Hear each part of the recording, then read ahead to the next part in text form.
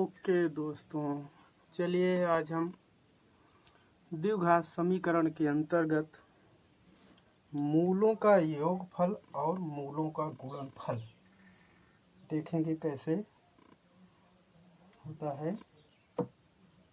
मूलों का योगफल तथा मूलों का गुणनफल के बारे में पढ़ेंगे।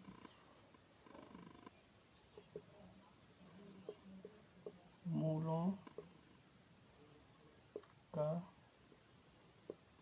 योग फल तथा अंतर। एक मिनट, अंतर नहीं, गुणनफल होगा। गुणनफल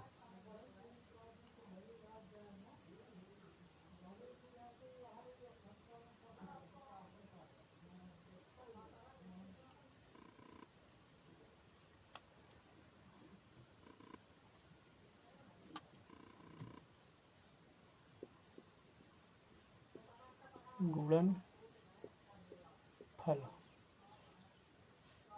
ठीक। तो देखिए दोस्तों, हम आज मूलों के योगफल तथा गुणनफल द्विघात समीकरण में देखेंगे। जैसा कि द्विघात समीकरण का व्यापक समीकरण होता है ax² plus bx plus c बराबर 0।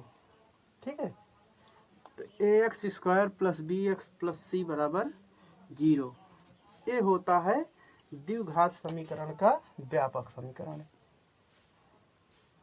द्विघात समीकरण का व्यापक रूप। ठीक है, तो ये व्यापक रूप होता है। तो यहाँ पे अगर हमको जैसे इसमें मूल होते हैं तो सबसे पहले मान लीजिए आप इसके दो मूल अल्फा बीटा हैं। तब हम क्या करेंगे, माना इसका मूल क्या है, अल्फा बीटा है, तो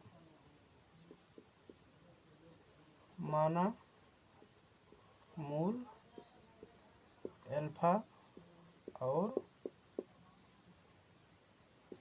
बीटा है।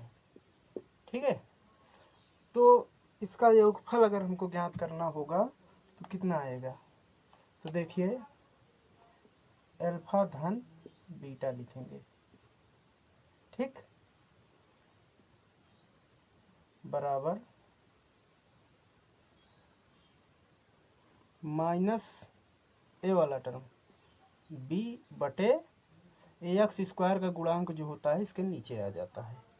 ठीक है, x² का गुणांक कहाँ आ जाएगा, नीचे आ जाएगा। ठीक, या इसको लिख सकते हैं मूलों का योग फल बराबर यक माइनस एक्स का गुणांक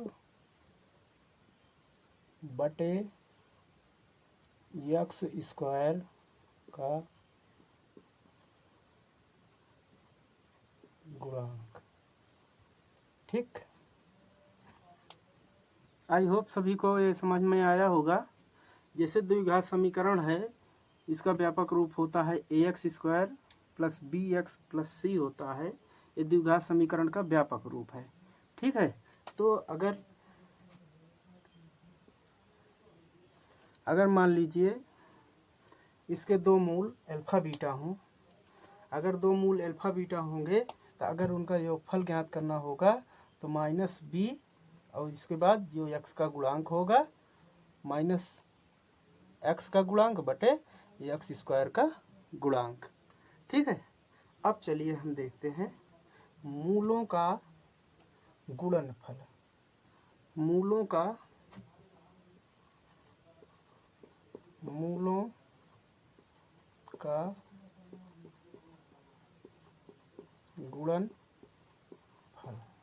गुणनफल का मतलब होता है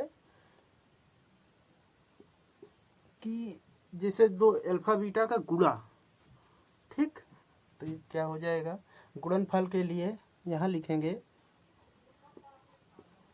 अचर पद, उस समीकरण के अंतर्गत जो अचर पद होगा बटे में x² का गुणांक, ठीक। चलिए हम थोड़ा सा इरेज करते हैं ऊपर वाला।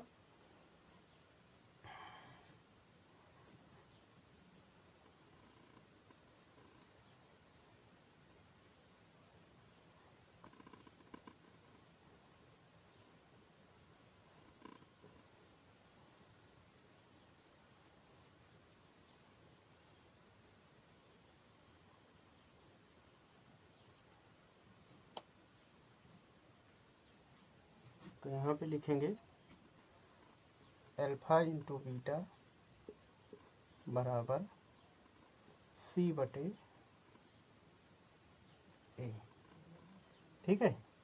तो मूलों का योगफल अल्फा धन बीटा बराबर होता है -b बटे a और गुणनफल होता है c बटे a।